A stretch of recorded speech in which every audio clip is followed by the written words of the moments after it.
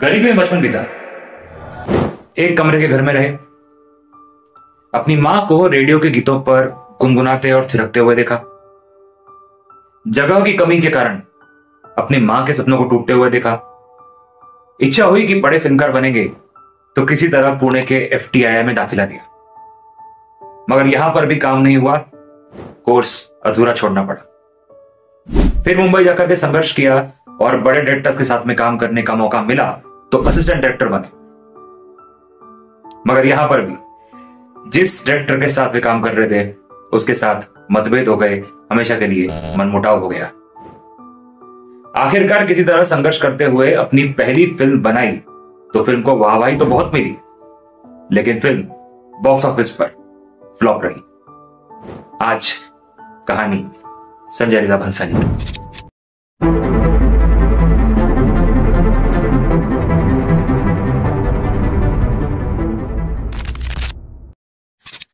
संजय भंसाली के पिताजी यानी कि नवीन भंसाली जी छोटी फिल्मों के प्रोड्यूसर थे, मगर कुछ फिल्मों के फ्लॉप होने के कारण उनका करियर खत्म हो चुका था।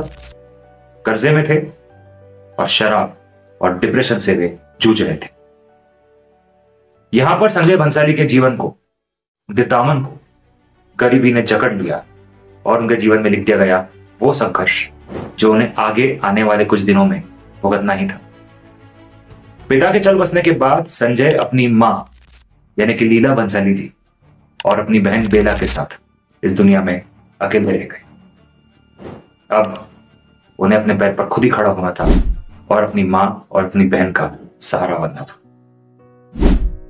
राज कपूर को हमेशा अपना आदर्श मानने वाले संजय भंसाली फिल्म मेकिंग की चाहत तो शुरुआत से थी। उनकी ये चाहत उनको लेके गई Pune film and television institute of India, मगर यहां पर भी उस तरह से काम नहीं हो पाया जैसी उम्मीद थी। कुछ व्यक्तिगत कारणों के चलते संजय भंसाली उस इंस्टीट्यूट से बाहर निकले बिना कोर्स को पूरा किए। कहा जाता है एफटीआई के बाहर एक पेड़ है जिसे विजडम ट्री कहा जाता है, और भंसाली कई कई घंटों तक उस विजडम ट्री के नीचे बैठा करते। यह भी माना जाता है कि जब भंसाली उस इंस्टीट्यूट को छोड़कर के बाहर निकले तो उस दिन उन्होंने कसम खाई थी कि उनके साथ पढ़ने वाले सारे छात्रों के मुकाबले वो पहले फिल्म बनेंगे, और उन्होंने करके भी दिखाया। एफटीआई से निकलने के बाद वे फिर पहुंचे मुंबई, जहां पर उन्होंने श्याम बेनेगल जैसे जबरदस्त डायरेक्टर के अंडर असिस्टेंट डायरेक्टर के तौर पे काम किया। यहीं पे उनकी मुलाकात विधु विनोद चोपड़ा से भी हुई, जो उस समय 1942 लव स्टोरी ये फिल्म बना रहे। यहां पर भी संजय लीला भंसाली ने असिस्टेंट डायरेक्टर के तौर पर काम किया। वैसे विधु विनोद चोपड़ा के कैंप में कुछ और भी डायरेक्टर्स रह चुके हैं जिन्हें आगे चल करके विधु विनोद चोपड़ा ने बतौर डायरेक्टर साइन किया, लेकिन संजय लीला भंसाली के जीवन में यह नहीं होना था। कुछ व्यक्तिगत कारणों के चलते यहां पर भी नकारात्मकता ही हाथ आई और उनके और विधु विनोद चोपड़ा के बीच में कुछ ऐसे मनमुटाव हुआ, कुछ ऐसे द्वंद्व हुआ कि आगे चल करके दोनों के रिश्ते हमेशा के लिए खराब हो गए। अब संजय फिर अपने बलबूते पे अकेले लड़ रहे थे अपनी पहचान बनाने को। अब तक संजय भंसाली अपने हुनर को तराश चुके थे। उनकी पहली कहानी और पहली पटकथा तैयार थी। यदि जरूरत थी तो वो थी एक अच्छे फाइनेंसर की, वो भी बुरी। अपने कॉन्टेक्ट्स को यूज करते हुए संजय लीला भंसाली ने अपनी एक टीम तैयार करने की पुरजोर कोशिश की और वो उसमें सफल भी रहे। लेकिन अपनी पहली फिल्म को खास बनाने के लिए वे चाहते थे कि उनके फिल्म में एक बड़ा सितारा, मजबूत नायक हो, और यहां पर नाम आता है सलमान खान का। जब भंसाली सलमान को अपनी फिल्म की स्क्रिप्ट बताने के लिए पहुंचे तो उन्हें सलमान से मिलने के लिए पूरे 6 घंटे इंतजार करना पड़ा। अब ये किसी के भी पेशेंस की, सब्र की एक बहुत बड़ी टेस्ट थी, लेकिन संजय भी अपने इरादों के मजबूत थे। सलमान ने जब पटकथा सुनी तो उन्हें ये पटकथा अच्छी लगी और उन्होंने इस फिल्म के लिए हामी भर दी। कुछ ही समय में नाना पाटेकर साहब, मनीषा कोइराला, सीमा विश्वास और हेलन जी जैसे मजबूत और धुरंधर कलाकार ऑन बोर्ड आ गए और फिल्म बनी खामोशी द म्यूजिकल। 1996 में प्रदर्शित खामोशी द म्यूजिकल के साथ संजय बंसाली का पहला सपना तो पूरा हुआ, क्योंकि वे एक फिल्म मेकर बन चुके थे। मगर अफसोस, तकदीर को अभी भी संजय लीला भंसाली का इम्तिहान लेना था। खामोशी को रिलीज के साथ ही समीक्षकों का ढेर सारा प्यार मिला। इस फिल्म का गीत संगीत जो जतिन ललित ने दिया था वो पहले से ही सुपरहिट हो चुका था। लेकिन दुख की बात यह थी कि बॉक्स ऑफिस परिणाम विपरीत था। यह फिल्म बॉक्स ऑफिस पर एक फ्लॉप साबित हुई। आगे इस फिल्म को कुछ अवार्ड्स भी मिले। अवार्ड फंक्शंस में जैसा मैंने कहा परफॉर्मेंसेस की और गीतों की तो बहुत तारीफ हुई, मगर इस इंडस्ट्री में जमे रहने के लिए, टिके रहने के लिए केवल अवार्ड्स और समीक्षकों की तारीफ काफी नहीं है। चाहिए होता है बॉक्स ऑफिस कलेक्शन, जो अफसोस खामोशी के पास नहीं था। सफलता के लिए संजय लीला भंसाली को अभी और जूझना था, कुछ दूरी और तय करनी थी। अपनी पहली फिल्म फ्लॉप होने के बाद संजय बंसाली के लिए दूसरी फिल्म का नियोजन करना बहुत कठिन था। एक फ्लॉप डायरेक्टर के दूसरे प्रोजेक्ट पर भला कोई क्यों इन्वेस्ट करे, लेकिन फिर भी तकलीफों और चुनौतियों के आगे न झुकना है जिंदगी। संजय बंसाली ने अपनी दूसरी फिल्म की कहानी पटकथा और संवादों पर काम किया।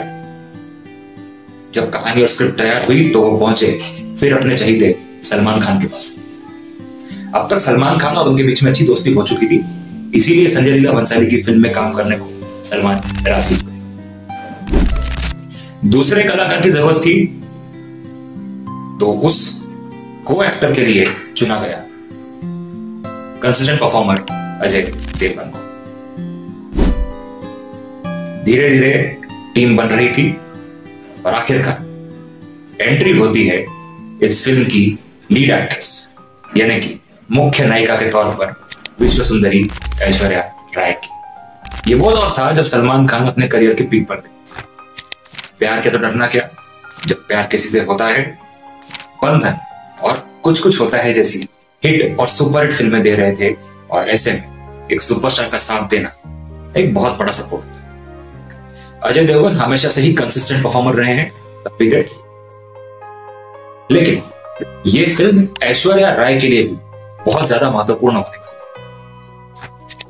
जीन्स और प्यार हो गया फिल्म के बाद ऐश्वर्या राय पर यह ठप्पा लग चुका था कि वे एक विश्व सुंदरी तो हैं, एक बेहतरीन मॉडल भी, लेकिन एक अच्छी कलाकार। तो कुल मिलाकर के अब टीम तैयार थी। प्रोड्यूसर के तौर पर जामू सुगंध इस फिल्म को फाइनेंस कर रहे थे, और यहां पर काम शुरू होता है हम दिल दे चुके सनम का। इस बार यानी कि हम दिल दे चुके सनम में संजय लीला भंसाली का हुनर और ज्यादा निखरा हुआ नजर आया। इस फिल्म में उन्होंने वो सारे रंग भरे जो उनकी पिछली फिल्म खामोशी में नहीं थे। नतीजा ये हुआ कि समीर यानी कि सलमान खान और ऐश्वर्या राय यानी कि नंदिनी की ये अधूरी प्रेम कहानी, जिसमें एंट्री होती है अजय देवगन यानी कि वनराज की, कैसे गुजरात से इटली पहुंचती है और वहां पर जाकर के अपने अंजाम को छूती है, ये प्रेम कहानी हमेशा के लिए यादगार बन गई।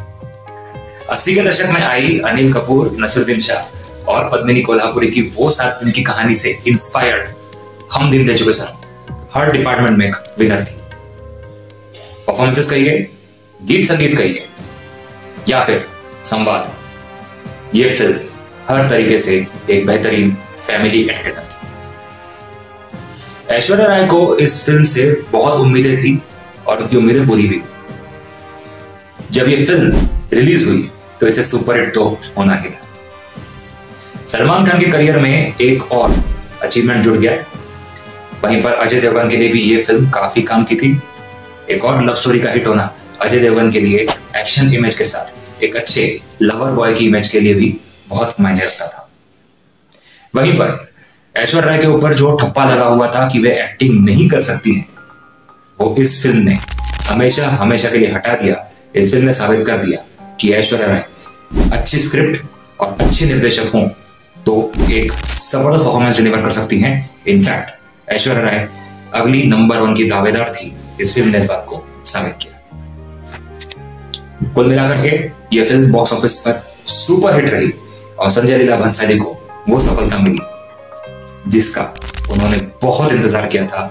एक लंबी लड़ाई लड़ी थी, लेकिन आखिरकार संजय लीला भंसाली का सब्र और उनका हुनर जीत गया। इस फिल्म की सफलता का श्रेय इस फिल्म के जबरदस्त साउंड ट्रैक को भी जाता है।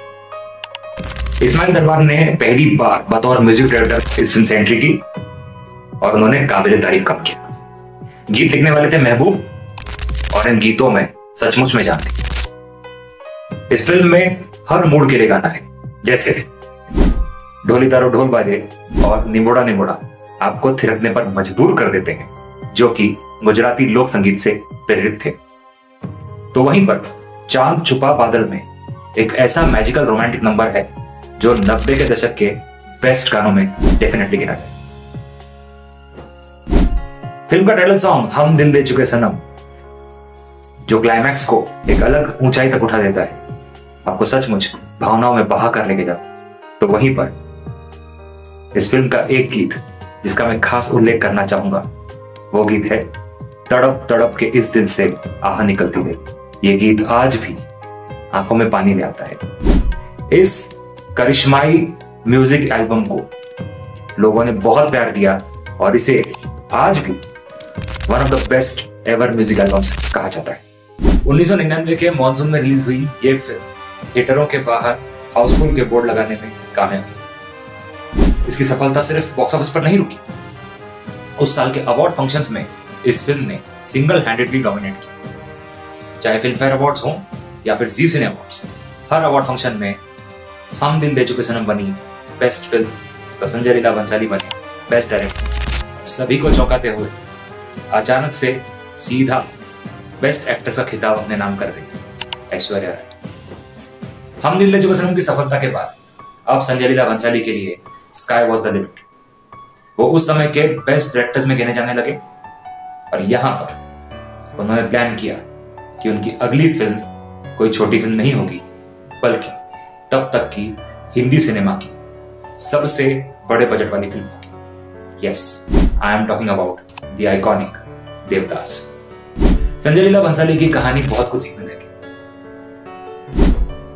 आज उनकी भव्य फिल्मों को जब हम देखते हैं, फिर वो चाहे बाजीराव मस्तानी हो या पद्मावत, तो उनके किरदारों में दर्द है